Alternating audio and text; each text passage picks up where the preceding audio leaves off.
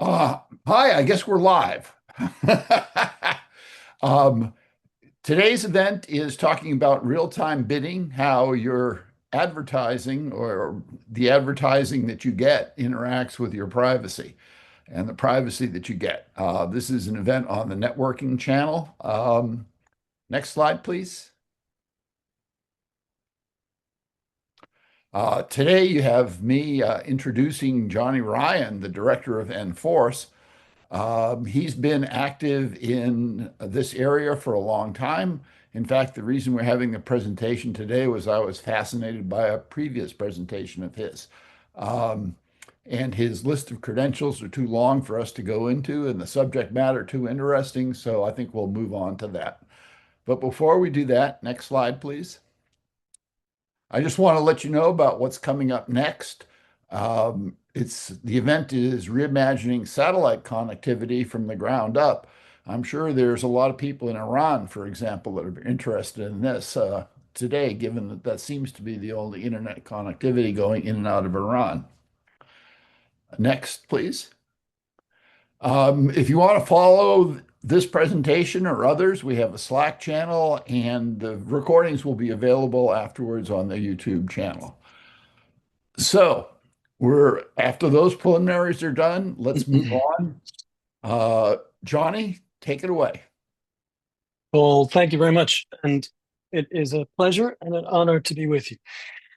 So I'm going to share my screen now. Yeah, I'm going to share my screen. And Paul, I'm going to ask you to not mute yourself because what I'm using here is Keynote. It's a Mac presentation software. And when I'm using it, I can't see you. So if we get disconnected, I'll still be talking and you'll be long gone. So unmute yourself, please, and every now and again, make some noises that show sign of life. Okay, so what I want to go through in this presentation is how a very large part, but not the entirety, of the advertising industry online, how it works, how it serves ads, and how ads are selected. I just need to move something here. I've got controls that might get in the way here. Okay, let's full screen again. So I want to describe how the ads are selected. This is how most ads that you'll see on websites and many apps are shown. They're shown using a system called real-time bidding. I'm going to explain it by playing a hypothetical exercise. It's the same exercise, Paul, that you would have seen when I presented to your group of internet founders, inventors before. So let's imagine that all of us in this event today are marketers. We are advertisers, and we want to sell a product. So let's imagine we're selling some new type of healthy milk that has extra protein in it, and it's made out of hemp or something. Okay, in this case, we want to use this system of online advertising, and we want to get our ads in front of the exact person who we think is interested in our product, and we want to do it at the cheapest price. Now, here's the current process that many will use. So we will take whatever information we have about our intended customer, and we will give that to a company called a data management platform, a DMP. Maybe the most famous DMP people will be familiar with was Cambridge Analytica. What the DMP will do is, maybe we have a list of 10,000 email addresses or something.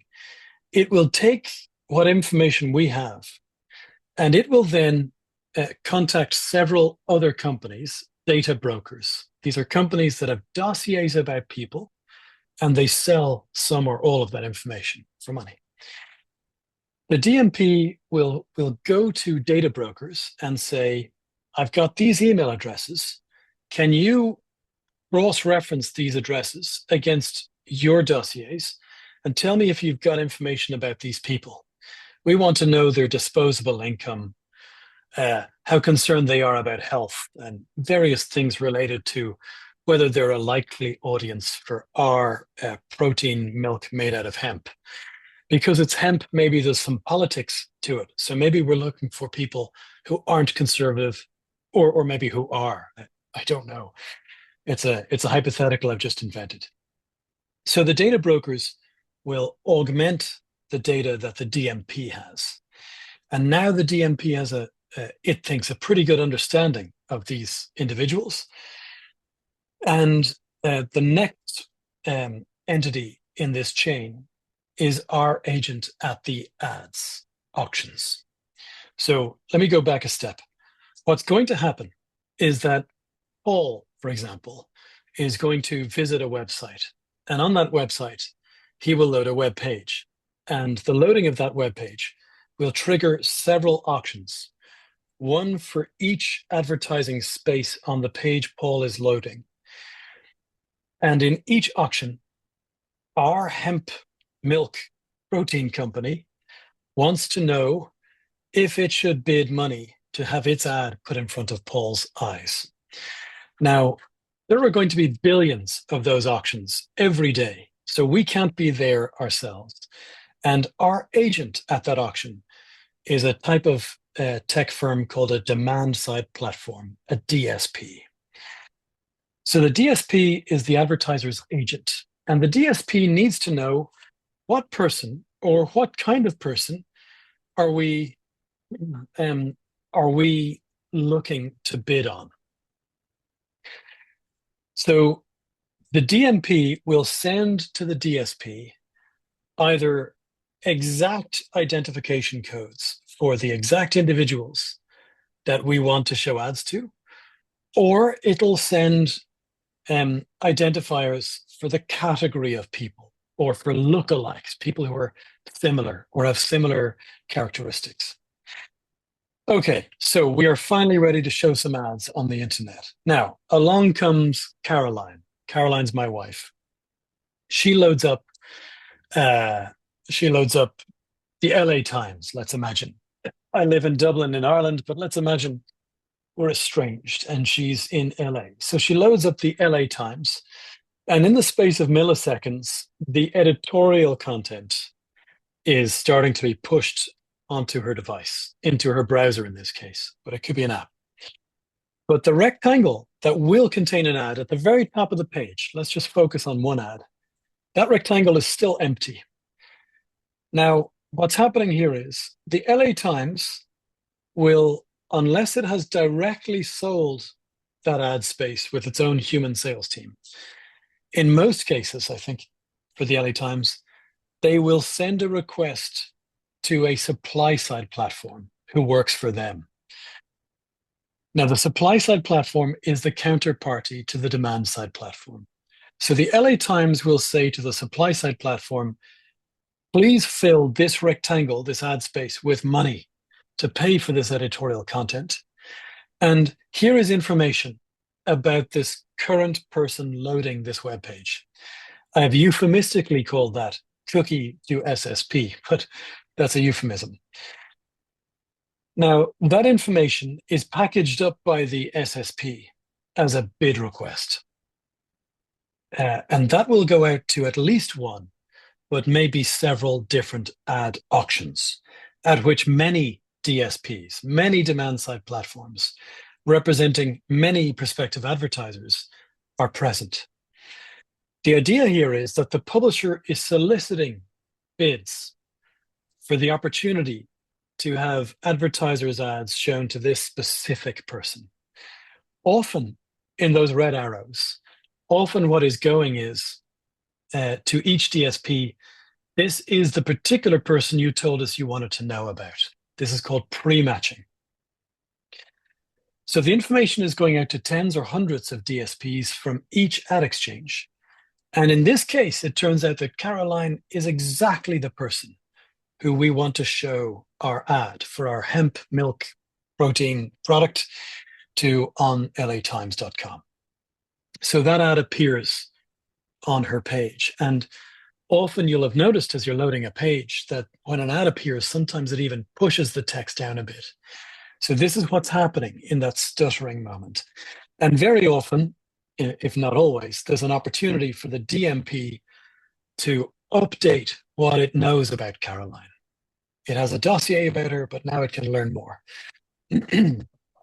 Now, the interest, I suspect, of the audience is primarily technical, but it's also useful to be aware that the DMP, the DSP, the ad exchange, and the SSP are very often the same company, even though many others are going to be involved in a process for a single ad.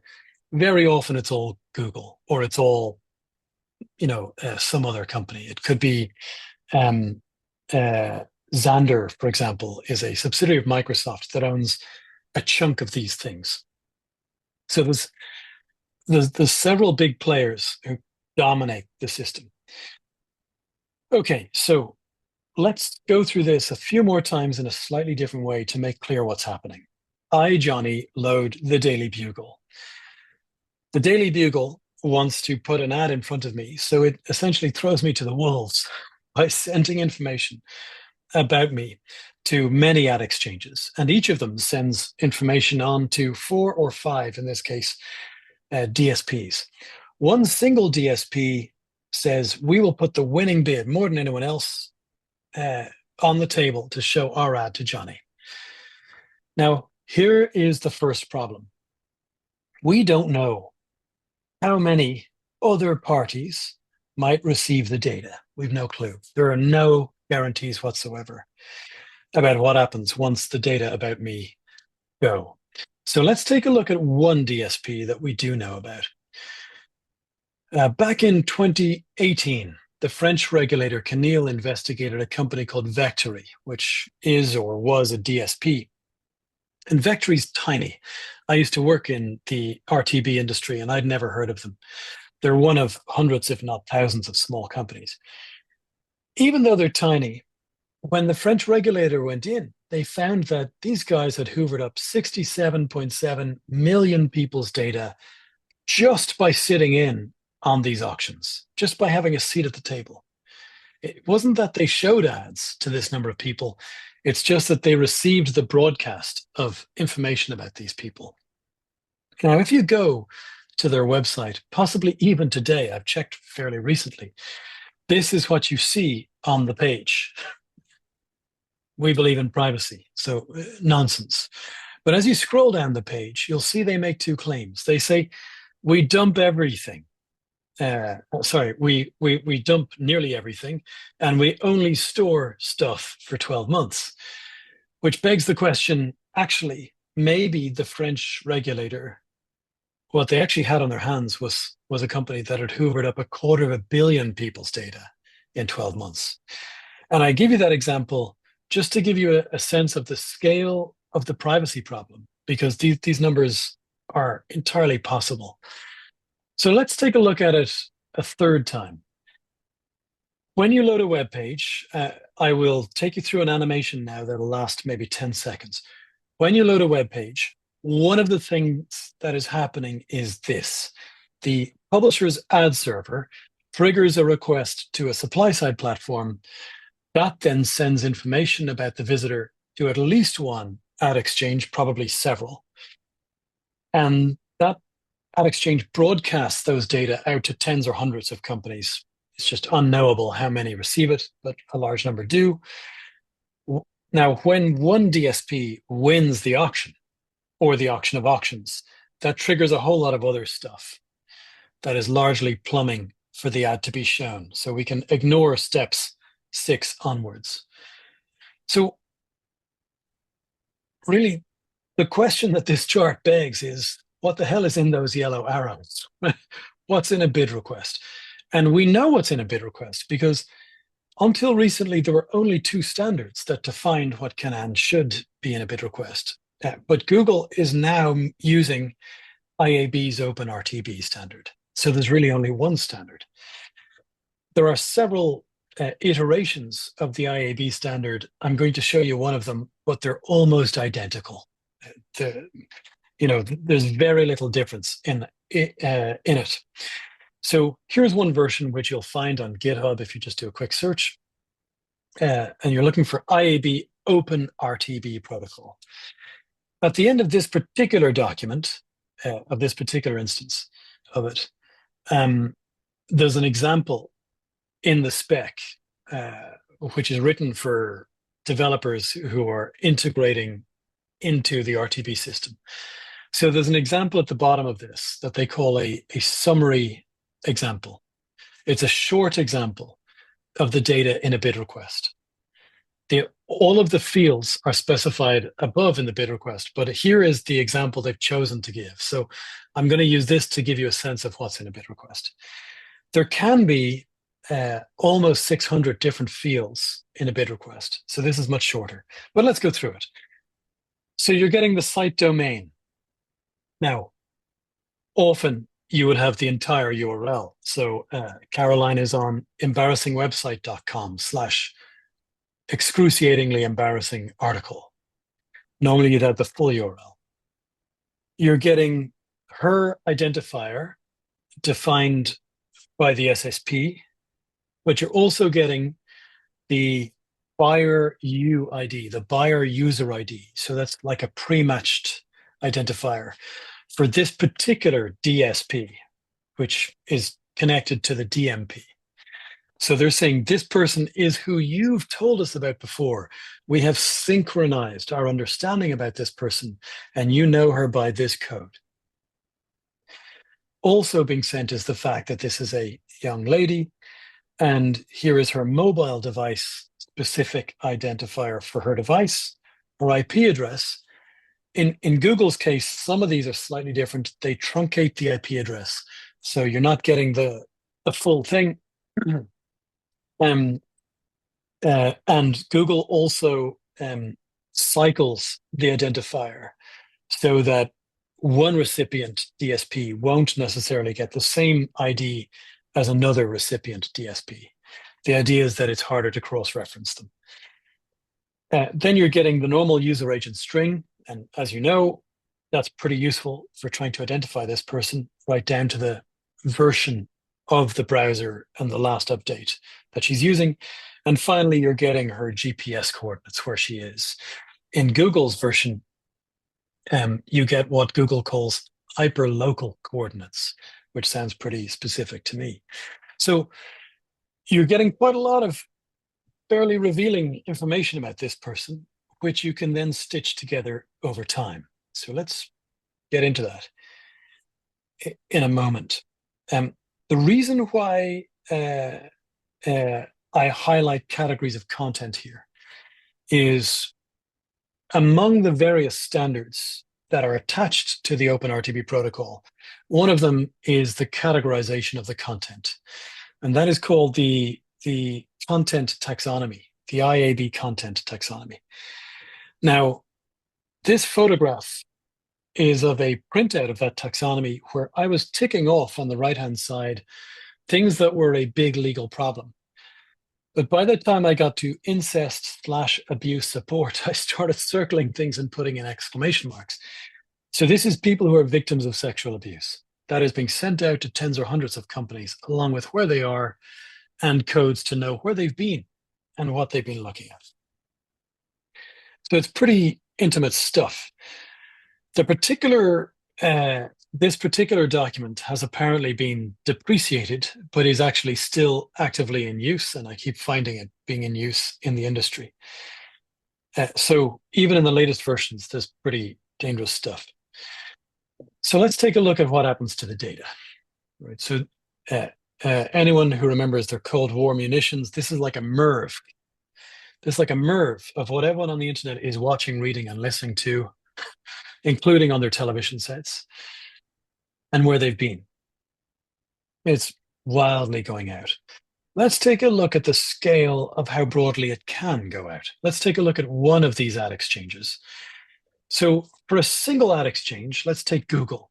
This is their public document that shows the names of all, I'm speaking slowly for a reason, of all of the companies that Google can send RTB bid request broadcasts to. And although I've been speaking very slowly, we are still only at AD alphabetically. I thought we'd be further along.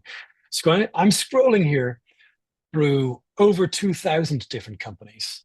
This document, if you print it out, is on A4, normal font size, is 150 pages long. We're finally on the letter B, so let's move on. B is for broadcast. That verb, of course, predates radio. It's an agricultural verb. The idea is you scatter seed on the wind in the hope that something will flower in the soil. And that is exactly what is happening to everyone's location, to everyone's breeding behavior, to everyone's interests.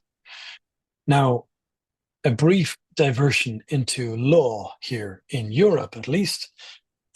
We have something that people say is complicated, but it's really simple.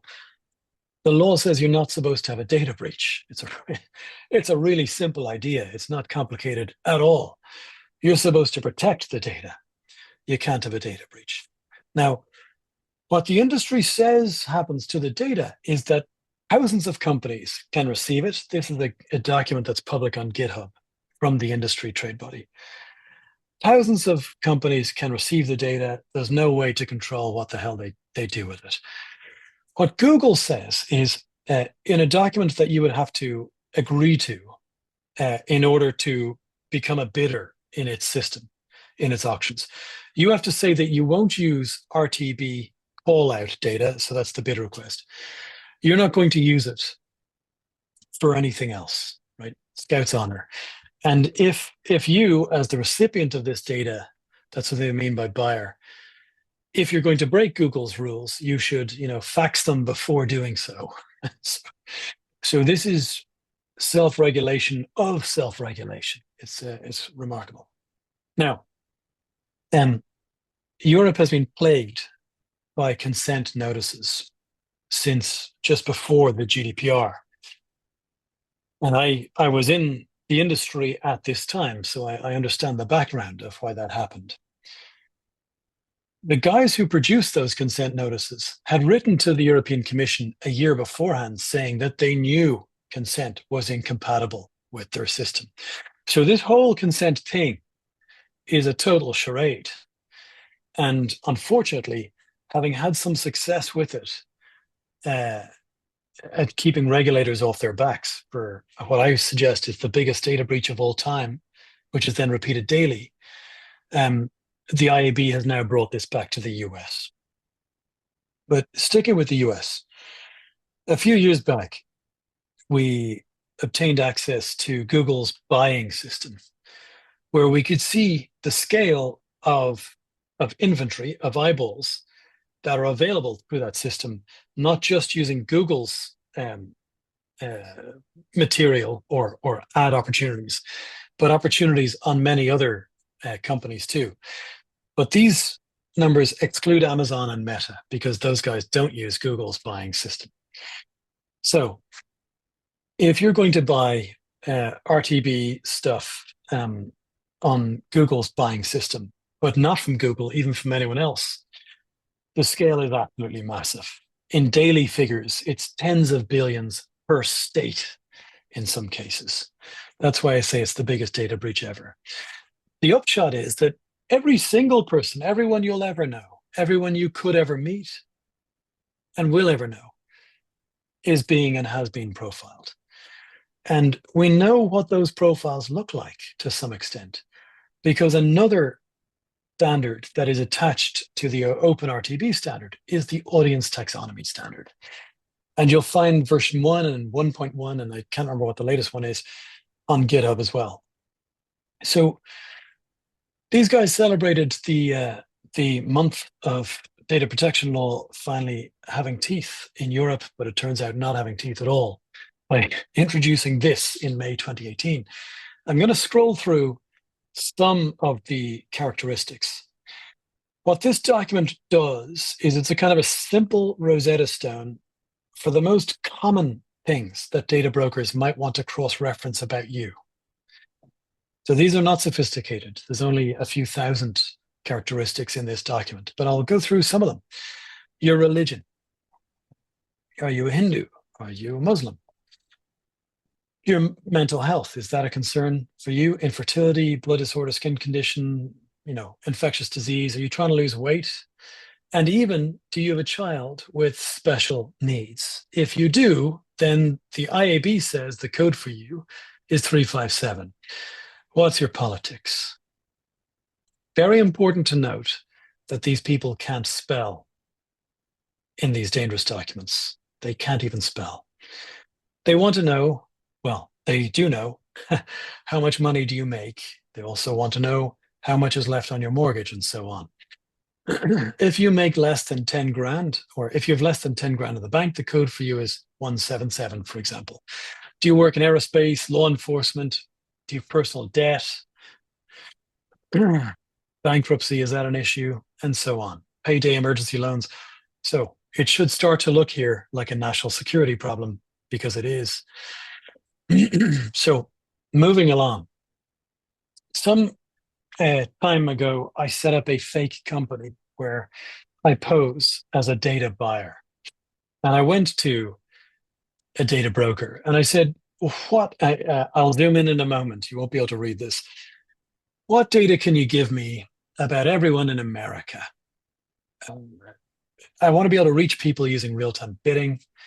I want to know what codes do I use to reach these people if I'm using Google or Microsoft or one of the other big systems. What have you got for me? Show me everything. So this is an example. From the data broker Ad Astra, I could reach decision makers in government organizations who are primarily engaged in national security. And then I've got the codes to reach those people. And once I've reached them, I can start measuring and tracking. So let's take a look at some of these examples that I pull out of a very, very long list. It's hundreds of thousands of different segments of people. So here we've got, let's take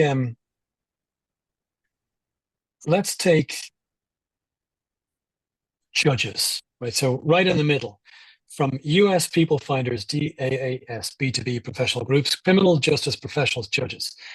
Okay, if I want to reach that person using Microsoft's Ad Exchange, the code is 735904828. So Microsoft acquired a company called Xandr, which was previously called AppNexus. They're still calling that the AppNexus ID. So that's the ID. Now, at the beginning of the year, we filed a complaint. My organization is called ICCL, the Irish Council for Civil Liberties, and I run a unit in it called Enforce. And at the beginning of the year, we ran a complaint to the FTC, together with our colleagues at Epic, which is a privacy organization in the United States. And we blew the thing up in a big expose in Wired in January this year. And one of the things we were saying is Google manifestly sends RTB data to China and other states. And under a US law called PADFA, protecting Americans' data against foreign adversaries, this would appear to be illegal. So we were making a very simple statement. Now, Google tried to frustrate the writing of that article with a whole lot of nonsense, which was then disproven by the reporter, who confirmed what the documentation that we had uncovered showed, which is that Google is sending personal stuff about, everyone who's online to firms in China who are on its list. Now, if we try and piece together what we know can be in a bid request, we can, this is not, what I'm about to show you isn't, this is a mock-up. But we know that we can find out someone's employment status, that they're a decision maker in national security. We know that through one of the RTB systems, we'll be able to find where they regularly are. Right? We'll see frequent pings. Just to give an example of this, there was a company called Mobile Walla, The FTC recently took action against them, actually, after a submission that we made 2 years ago. Mobile Wallah's CEO wrote in a trade publication years ago that they weren't interested just in knowing whether a person went to a church or to a temple. What they liked to do was to geofence a temple and use RTB data to see how many times a day someone came back, because then they could give a score for how fervent someone was as a believer in whatever the religion was. So you can definitely get location. We can see where this person is. She's in the Pentagon. And we can see where she lives. Like, that's easy because we can see where her phone goes home at night.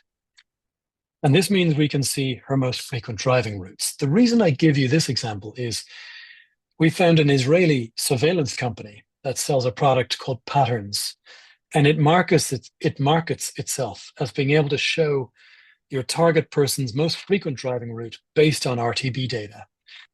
And the company that sells this product happens to operate a DSP just to ingest all of those data.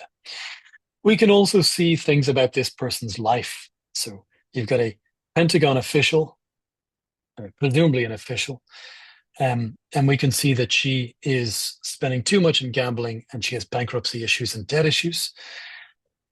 In some of the data broker material that we've pieced together, we even found psychological assessment segments, very similar to the Cambridge Analytica ones. So you could see, for example, scoring for whether the person's dutiful, materialistic, etc.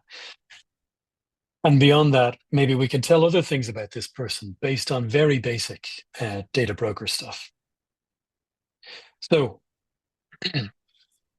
just by piecing together where this person is, what she's looking at, what she's doing through the RTB system, we can get a pretty good picture of this person in a way that really is, I think, a national security issue.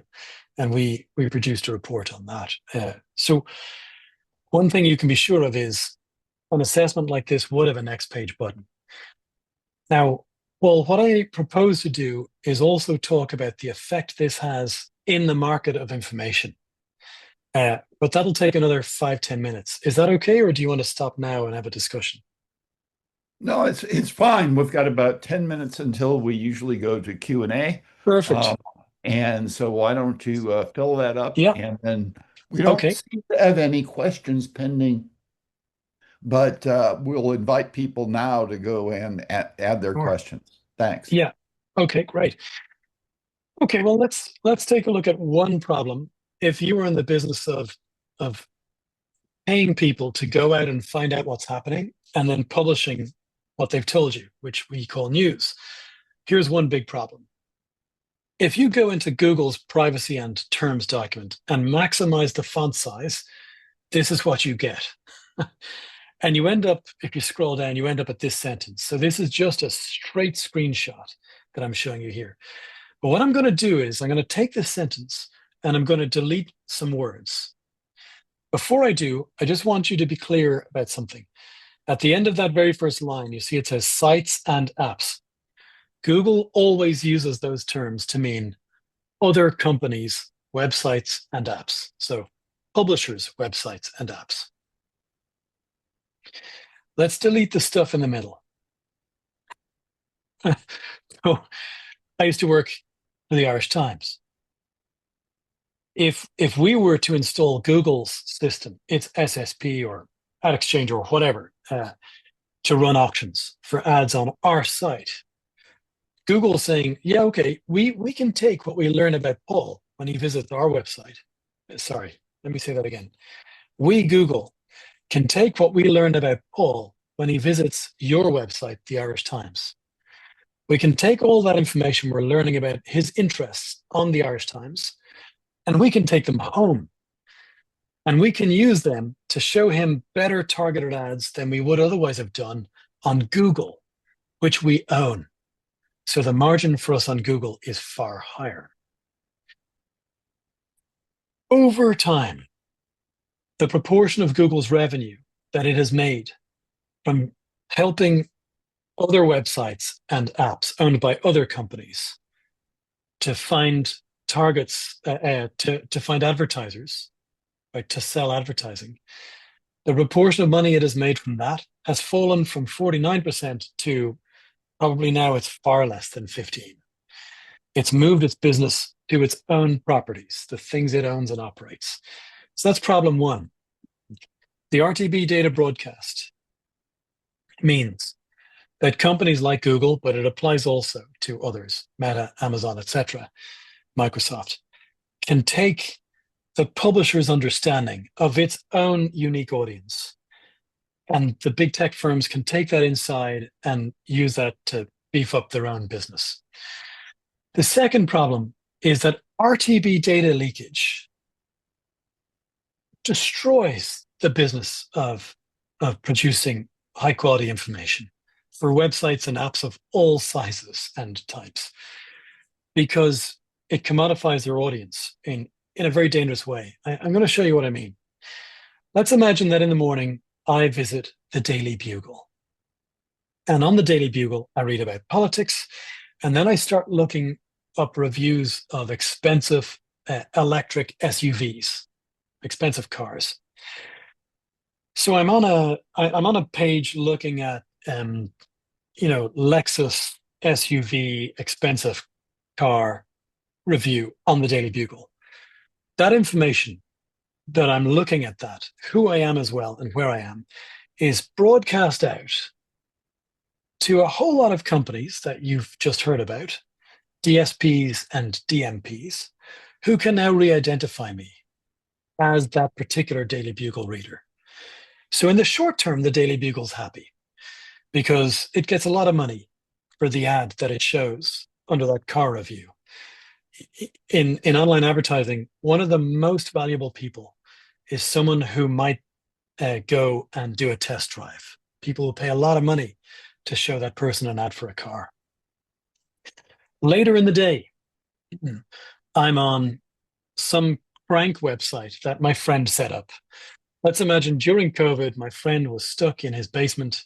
He had nothing better to do. So he created a website that says, all Irish people are evil.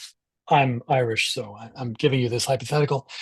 We should kill all Irish people and eradicate them. So it's eradicateirishpeople.ie. That's the Irish domain. Just for irony, it's on .ie. So eradicate the Irish.ie clearly would have no business model. Right? No one wants to advertise on that website. But I visit my friend's crank website just to check in, see how he's doing. And it turns out he's a clever guy. And he has installed some RTB tech that allows him to make a broadcast about me when I visit his page. And lo and behold, Lexus, its ad can be shown to me on his crappy website for cents on the dollar because it's totally valueless. This does a few things. This huge discount from, in my example, €10, because this is a euro example, to 1 cent. That is a huge discount, right? 99.9%. That is not automatically passed on to the advertiser. The advertiser has no idea of how big the discount was. So presumably, most of it is pocketed by the guys in step 3, by the ad tech companies. The second problem is the Daily Bugle spends a lot of money going down to the local courts and making sure it has a reporter who's writing down what's happening, right? Just to do normal city reporting. It's not going to be able to do that if Lexus can reach its Daily Bugle audience, that high net worth individual who wants to buy an expensive car. It's not going to do that if Lexus can reach that person somewhere else far cheaper. So this data leakage means that the publisher loses its unique audience. It becomes a commodity and its value declines. And the third, and just before we get into that, by the way, I just want to show you what kind of data we have on that problem. The data we have on that problem are pretty useless. They're so spread out, no one clearly knows what's going on. But I'm just going to pick this Guardian number. So the Guardian, as you'll know, is a publication based in the UK. It has a fairly large US presence. Back in 2017, it litigated against the RTB company it was working with. And in that litigation, it ran a sting operation where it masqueraded as an advertiser, a fake advertiser. So the Guardian, as a fake advertiser, purchased advertising on the Guardian's own properties. And for every pound sterling that they spent as an advertiser, they ended up receiving only 70p because the ad tech firms in between had taken hidden fees. There wasn't even a discount in that equation. So there's a whole mess going on in online advertising. It's rife with this junk fee problem. But there's a third problem. Let's imagine that when I visited the Daily Bugle, I wasn't a human being. I was a bot running on a smartphone on a shelf in a warehouse somewhere, hacked with smartphones.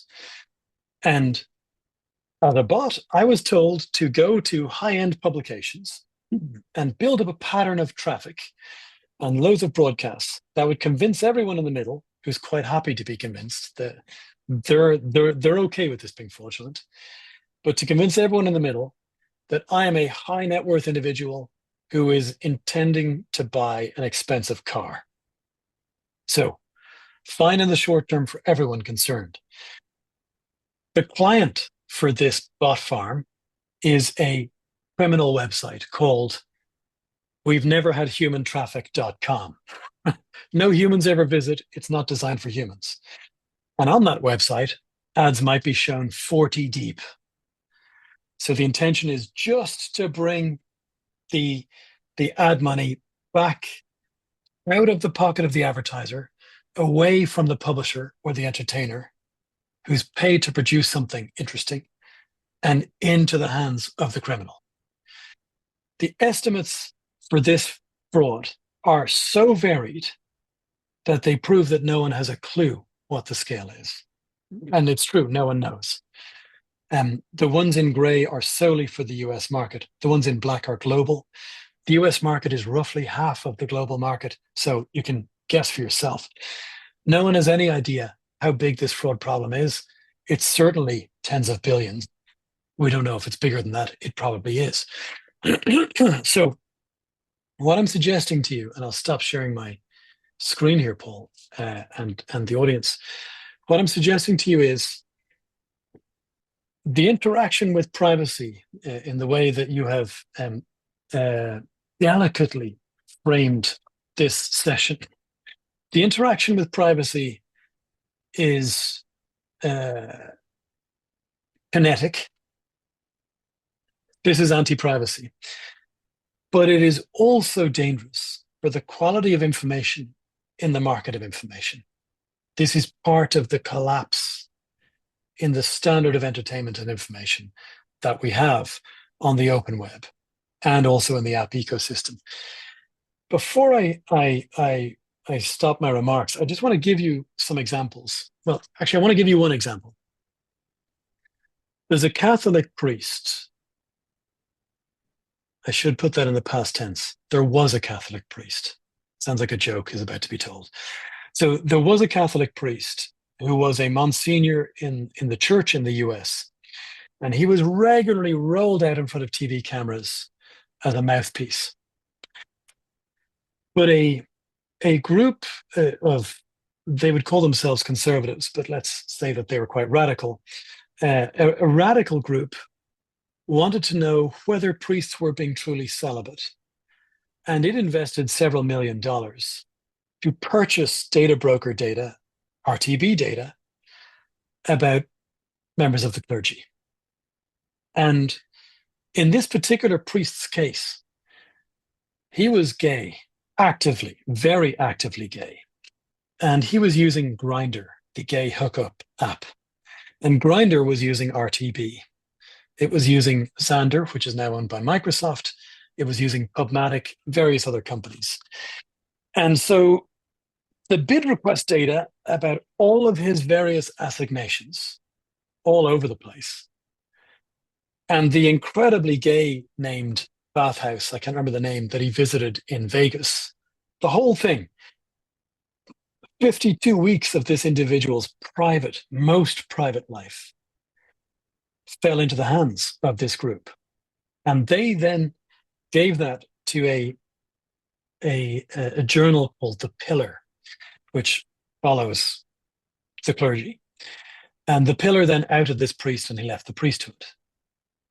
Now, that's a practical example of a real life consequence for an individual. But let me give you two hypotheticals.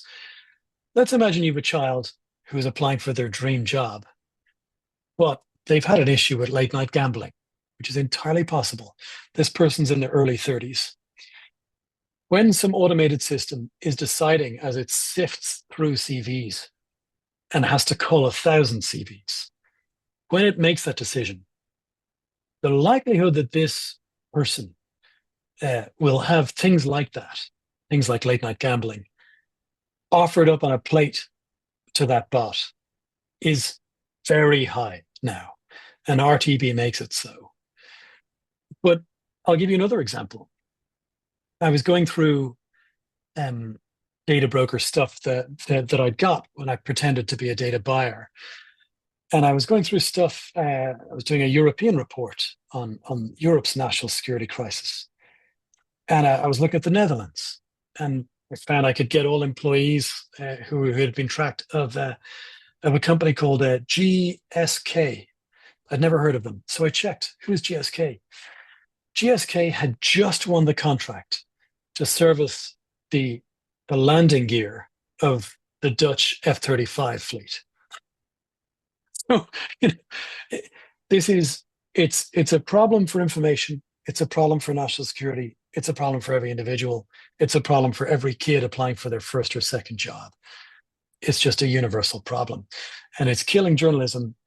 And the strangest thing is that at this scale, a data breach of this magnitude, which doesn't even hide itself, is allowed to continue every day.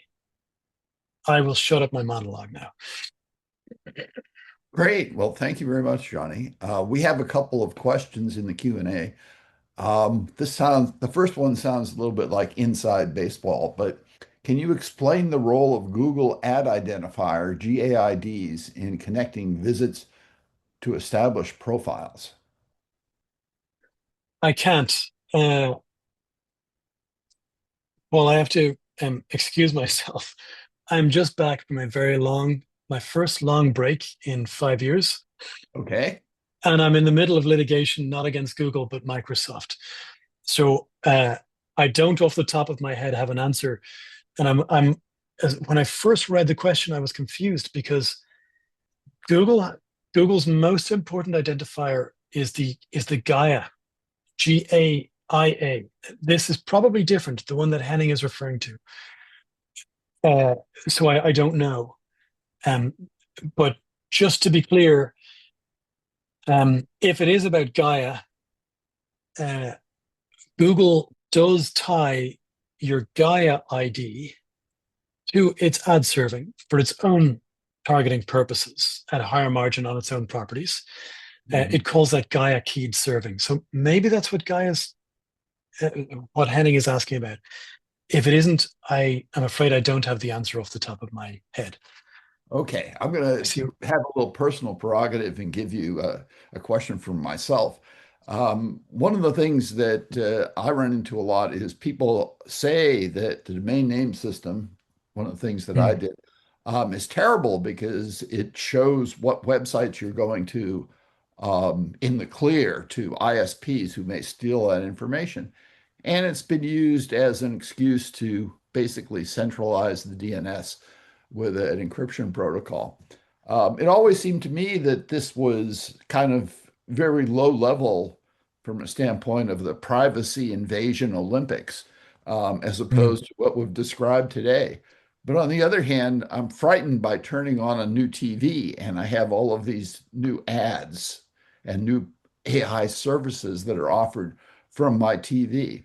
I mean, do the TV systems of today tie into this whole infrastructure? And what about thermostats and so forth?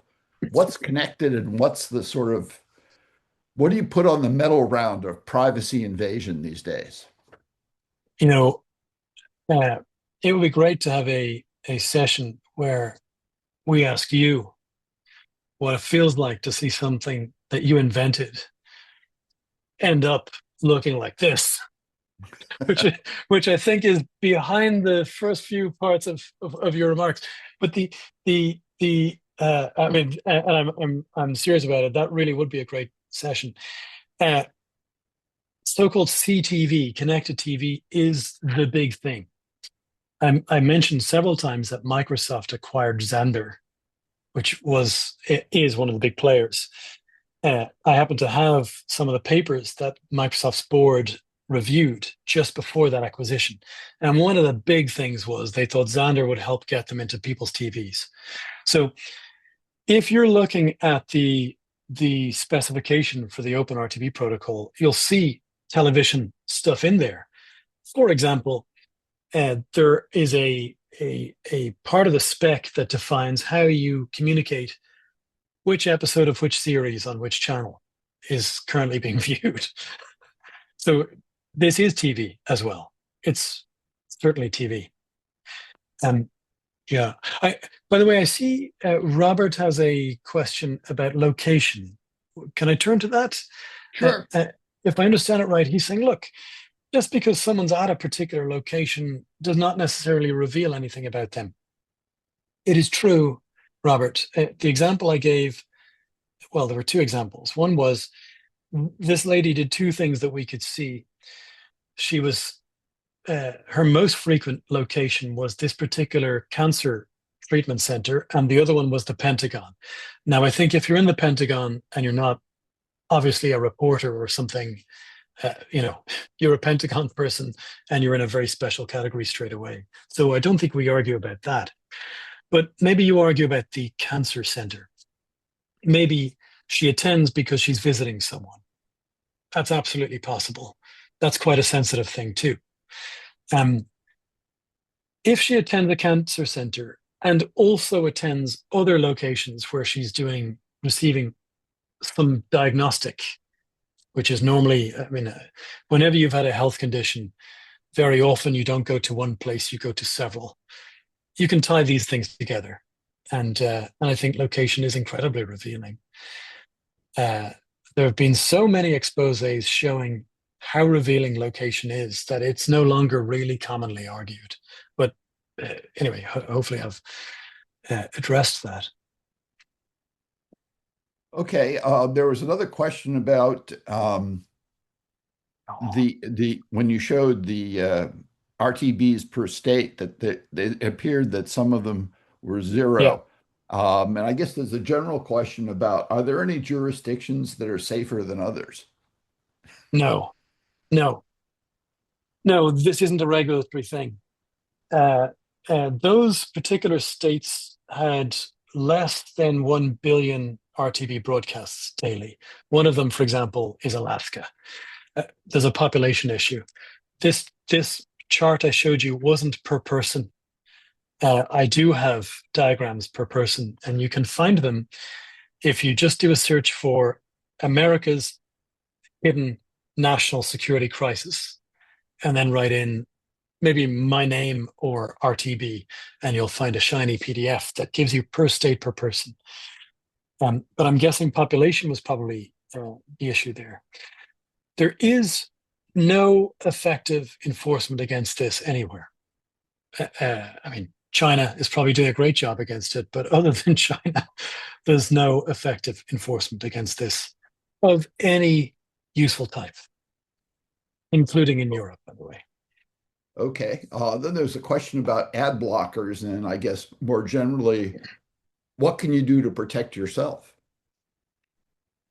So I used to work for a company called Brave, Brave Software, Hmm. where I worked for They're Brendan browser Eichler. manufacturer. Exactly. Yeah. Manufacturer makes it sound like something it wasn't. Muscular guys, with visors. Um, Uh, and I still do use Brave. Uh, you can you can block pretty much all of the RTB stuff from sending information about you. And for anyone who's a little bit more technical, Pi-hole is useful. That's quite a neat way of doing blocking at your router in the house. And if you're worried about television sets or even your own Wi-Fi mesh calling home for reasons that aren't to your benefit, um, then blocking at the router is, of course, a very useful idea. However, if you are worried about others building up a very intimate dossier about you over a very long time and giving that to, maybe you're worried about your own government, or you're worried about someone else's, or you're worried about non-state actors, or you're worried about insurance companies, whatever, giving it to your boss, you don't just have to worry about you. You have to worry about the people around you too. So, um, the pattern of life around you when you're absent from it still exposes things about you. And if everyone in your row of houses has fairly similar financial situation, for example, or if um, the odds are that the dossiers about them are going to be quite useful in making an inference about you. I'm laboring the point, but I'm just saying protecting yourself is not good enough. Let me make it in a better way. Let's imagine there's a chemical company. DuPont is good people, right?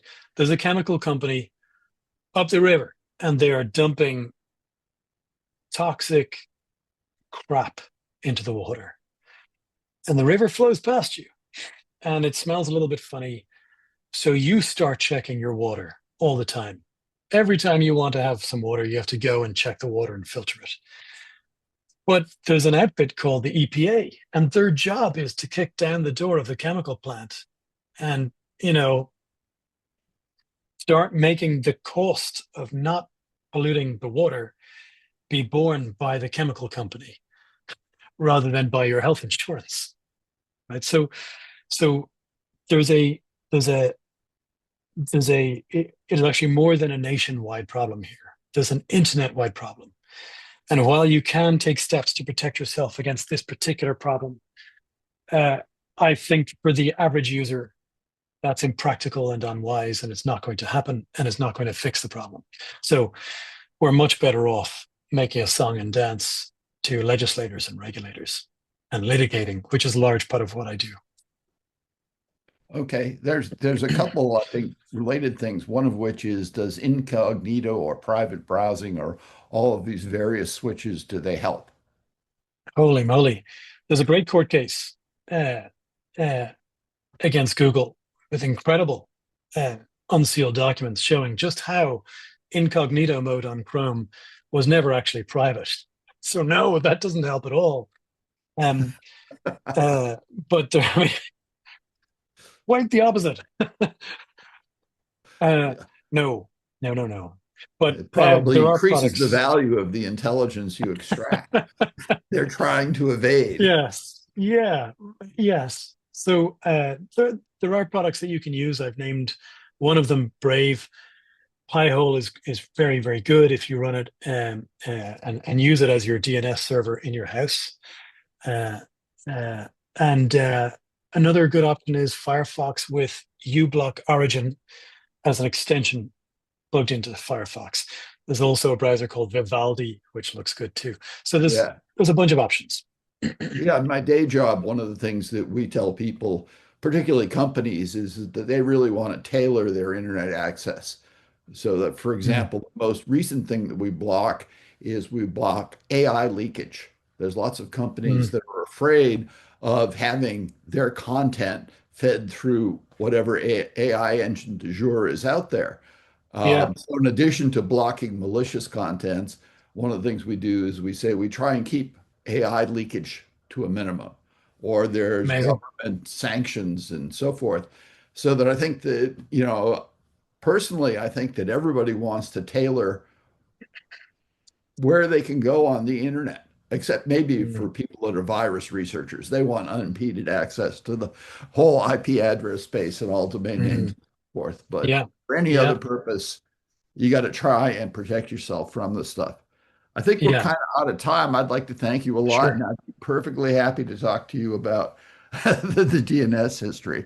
But Yeah, on behalf of everybody, thanks a lot, Johnny. We appreciate the presentation and the discussion. Paul, thank you. Thank you. All And right. let me just say one thing. Over a decade ago, I wrote a history of the internet. It was called A History of the Internet and the Digital Future, a book, and it was utopian. You know, this was Howard Dean had just upended democratic politics in the party, if you recall. Yeah. Jesse Ventura, Minnesota, things were moving in this direction, and then we saw this kind of all these positive changes.